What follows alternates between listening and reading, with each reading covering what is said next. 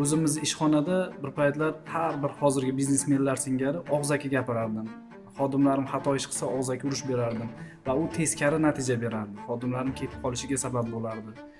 Muammolarni bo'rttiradiki, yengillashtirmasdi va bir nechta ustozlardan hammasini birlashtirib o'rganganlarimni qo'llaganim shu qoidalar yozish bo'ldi. Ishxonaga har bir jarayonda gapirmayman, qoida yozaman.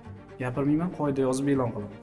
Va bu ham etika nuqtai nazaridan, rahbar etikasi nuqtai nazaridan urush berish, so'k berishning o'rniga juda ham chiroyli yechim bo'ldi. Va har bitta qoidalarning yechimini, natijasini ko'rganimdan keyin boshqa yo'l tutmadim. Ora-orada yana og'zaki gapirib qo'yaman, teskari natija beradi, yana tezlik qoidalari kiritaman. Natijada 3, 4, 5 yil ichida juda ko'p qoidalar shakllandi.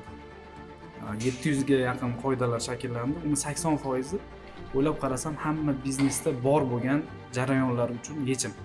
Ya'ni ishga olish jarayonlari bor. Biz ishga olishga